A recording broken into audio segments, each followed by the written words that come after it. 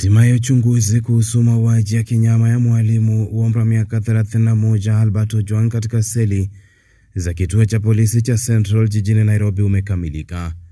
Afisi ya mkurugenzi wa mashtaka ya umma DPP ikiamuru kushtakiwa kwa maafisa watatu wa polisi kutoka kituo cha polisi cha Central wakiongozwa na aliyekuwa mkuu wa kituo hicho Samson Talam na maafisa wengine wawili James Mukhwana na Peter Kimani.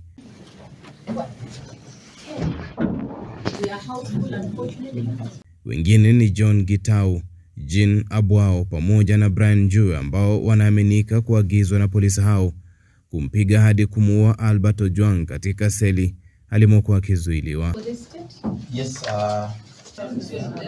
Sita hao wakifikishwa mahakamani Kibera ambapo hawakusomewa mashtaka kwa kile ambacho baadhi yao walisema hawakuwa na mawakili wa kuwatetea. You are aware that your client is going for plea.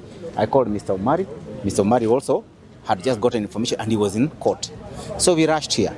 Wakati huo mamlaka huru ya kuangazia utendakazi wa polisi IPOA sasa inasema kwamba mahabusu zaidi ya 20 wamefariki katika seli za polisi mwezi huu wa Juni tangu kifo cha Albert Ojwang mnamo Juni 8. Mwenyekiti wa mamlaka hiyo Isaac Hassan akidokeza kwamba katika matukio mengi polisi wamekataa kushirikiana na vitengo vya uchunguzi.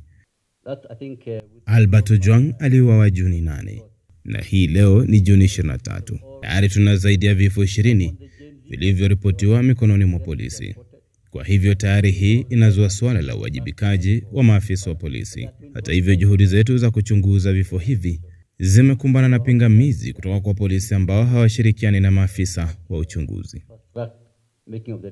IPOA pia imeanzisha uchunguzi katika kisa ambapo afisa wa polisi alimpiga risasi na kumuua kijana aliyekuwa miongoni mwa wakazi wa mtaa wa Kasarani waliokuwa wanaandamana kushinikiza kuwajibishwa kwa waliomuua msichana wa miaka 18 mnamo Ijumaa wiki jana.